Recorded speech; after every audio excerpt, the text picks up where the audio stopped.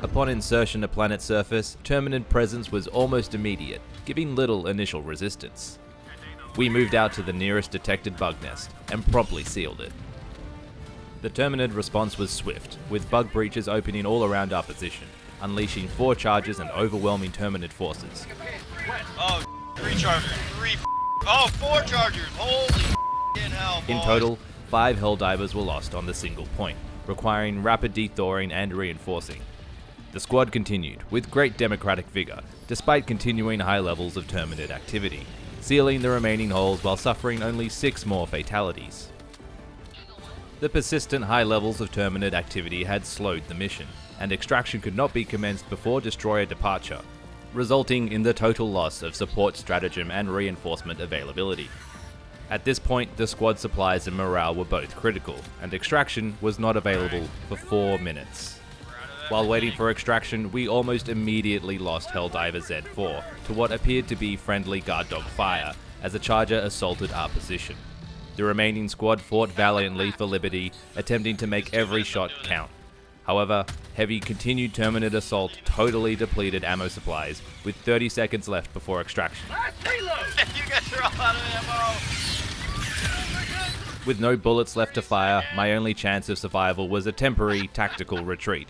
I expedited myself away from the landing zone to find some cover.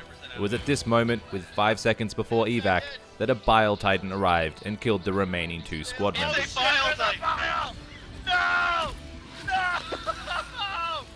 As evac arrived, I ran through the remaining Terminid horde, dodging them and diving into the waiting Pelican. You can do it! I believe in you! Sir, I'd never been happier to see the cold metal insides of a Pelican in my life. It's stories like that, which happen mission after mission, which are the reason that myself and so many others have been obsessed with Helldivers 2. It's just a perfect game. Okay, sure, nothing's perfect, but it's perfect to me. And here's why I'll helldive to my grave to defend that, and of course, defend democracy. Say hello to democracy! Helldivers 2 dropped into our lives like a flaming hot 500 kilogram Eagle bomb, just when we needed it most. In a time where games like Suicide Squad and Skull and Bones seem to just be more dead-on-arrival live service experiences, the last thing I thought the world needed was another co-op live service game. But by Liberty's grace, it's exactly what we needed, because Helldivers 2 showed us how it all should be done. Straight from its first and really only perfectly stupid cutscene, it sets up everything you need to know about its world, and then just gets out of your way. Sweet liberty! There's bugs, there's robots, and there's just us. The Helldivers. A thin, badass line of Helldivers standing between tyranny and democratic justice. I love that it wears its inspirations on its sleeve. It's a screaming over-the-top love letter to Starship Troopers, to Terminator, and of course Halo's ODSTs, aka Helljumpers. It blends all of them together to become some kind of delicious sci-fi peanut butter and jelly sandwich that I can't get enough of. Of course, really at the core of that obsession is the fact that the action is just insane in the best possible ways. It captures such a visceral sense of being on the front lines of this brutal interstellar war. The sound and feel of using all the weapons and special abilities against the freedom-hating hordes, while your Helldivers scream out for liberty, is S-tier stuff. How about a nice cup of liberty? And I live for that frantic sense of panic as I try to enter a bloody Konami code while being chased down by hordes of ravenous bugs. It's also just a crazy good looking game. Those dense environmental effects and the way destructible environments devolve into cratered hellscapes, while robots and bugs explode into pieces, it's such a wonderfully horrific vibe. It's big explosions, it's chaos, it's screaming. Get some! It's hard-earned victories and memorable stories. It's action gaming magic. It's a game that will spit you up and chew you out in an instant if you let your guard down for even a second. It puts a satisfying challenge in your way at every opportunity, from even the simple things like forcing you to manually reload, or the fact that you lose precious bullets if you reload with bullets still left in the clip. It makes you consider each and every action and rewards you for thinking 2 steps ahead, or punishes you for being sloppy. It's that challenge which puts the cooperative focus front and center.